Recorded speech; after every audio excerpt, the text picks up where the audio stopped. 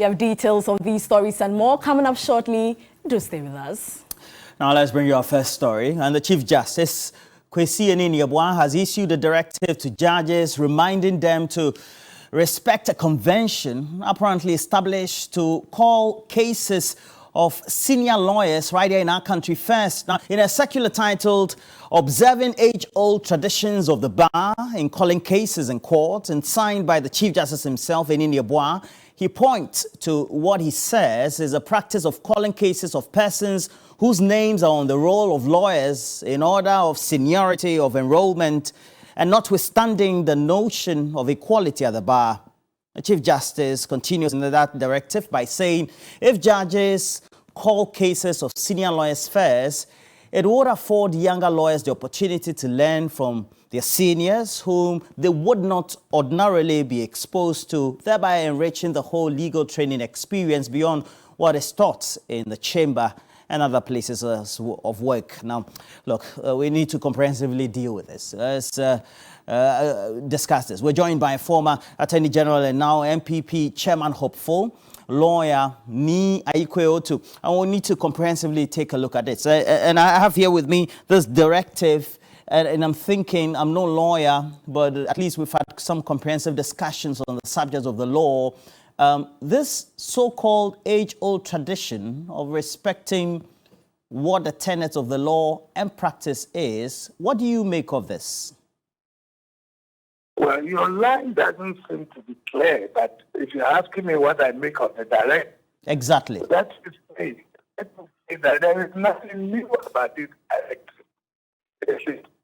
What it's saying is that in said this is tradition. Remember that the Chief Justice was my mate from first to this year. We were called the same day, and we've all gone through this practice over the years. So you get to court and they are seniors. Just imagine in our days, Peter Alajid sitting down when the case of an unknown Ayikwe-Otu is being called. It doesn't sound right. So what we do is that you allow the senior lawyer to call their cases first, and thereafter, in order of seniority, it will reach you. After all, you also become senior one day. Those who are now making noise because they are genius, are they going to remain genius forever? They're also going to become seniors and enjoy the same privilege. And that is what we went through.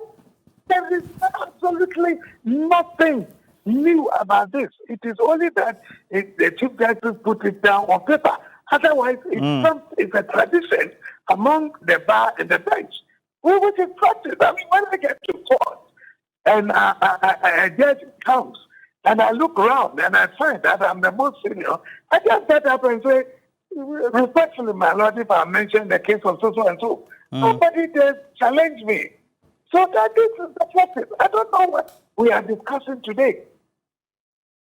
Now, is that what is practiced in all jurisdictions, whether it's for common law or for the civil as well? As I said, your line doesn't seem very clear. Okay. If you can please repeat the question. Okay, so my question is, you look at for jurisdictions, whether it's for common law or for civil law, where the practices are, is that what takes place? The cases are called in order of seniority? Oh, well, we do civil law, common law. I mean, civil law is for French-speaking countries, So this has been the practice. I mean, most lawyers train first abroad in the UK before coming. So it's the same lawyers who became judges, and they follow the tradition that, for example, I can give you one tradition which looks funny. You see an old lawyer in tattered gown, and then you ask yourself, why is gown that tattered? And he tells you that it shows my age at the bar. That is why I wear it, tattered gown. It's not because I can't afford it. You understand? So these are traditions that we all uphold, and the judges are aware. Look at the reading well. All it is saying is that I'm drawing attention that if there are requests from the seniors at the bar, please attend to those things. If it is possible, just call the cases. I have done this practice for over 30, 40 years.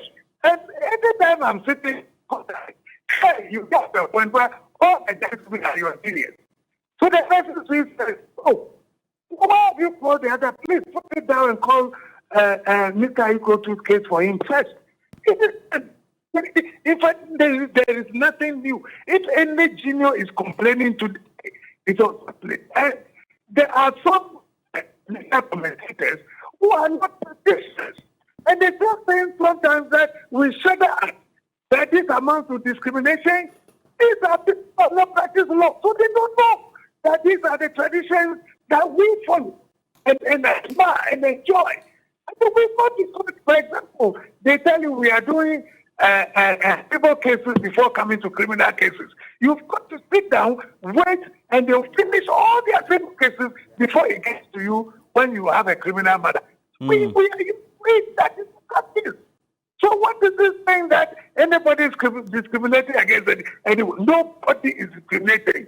This is the practice, this is the tradition, this is what we came to meet, and this is what we have done. And those geniuses who are today complaining, I'm telling them they will one day become seniors and will still be applying or looking at... So they should continue to wait their turn. I'm told that in England, a lot of changes have been made to the structure of what the ethos and the ethics are. It's been very much spiced with modernity. For example, in many of the jurisdictions elsewhere in the developed world, they still don't wear the wig, for example. You're not compelled to wear the robe if in certain courts, as it is, as a matter of just by way of ethics not enshrined in law. What about that also in relating that to this directive? Oh, that is the case. I mean, some people have stopped using the wig and the gown. And the Americans, for example, didn't resort to that. They don't care. I mean, and then they don't even care about putting on a dark suit and white shirt. I mean, every color goes, you know. So we follow the British tradition. We wear dark suits and white shirts and wing colors and gowns and things. Sometimes, well, around this time, it's like being again enforced. All right. But I knew before I left this country, I mean, it had come down a bit. I mean, you could just decide not to wear a gown or a wig. Or, for example, Supreme Court used to say that if it's a criminal matter, then we want you to dress in full.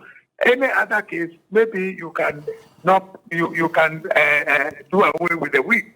But it's now being enforced. Well,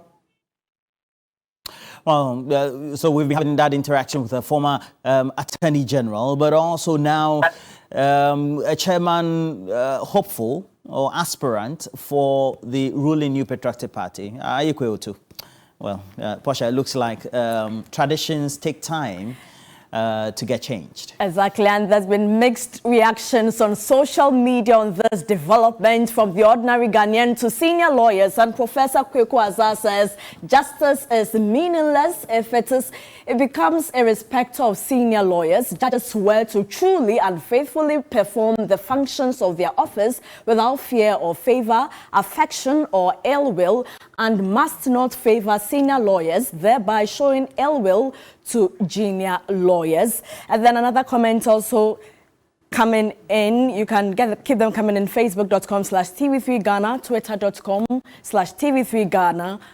And then Augustine Champon says, call cases of senior lawyers first. There's not the same as adjudicate cases in favor of senior lawyers. Richard Ohinesiedu says, why should someone even be called a senior lawyer? Does one's number of years of practice alone make him or her better? That's a question he's asking. Nene says, I've always said that lawyers themselves are the most oppressed group, still trying to fight for the rights of others when theirs in itself is being abused by their own adopted systems. LOL. Thank you so much for your comments. Keep them coming in. Facebook.com/TV3Ghana, Twitter.com/TV3Ghana.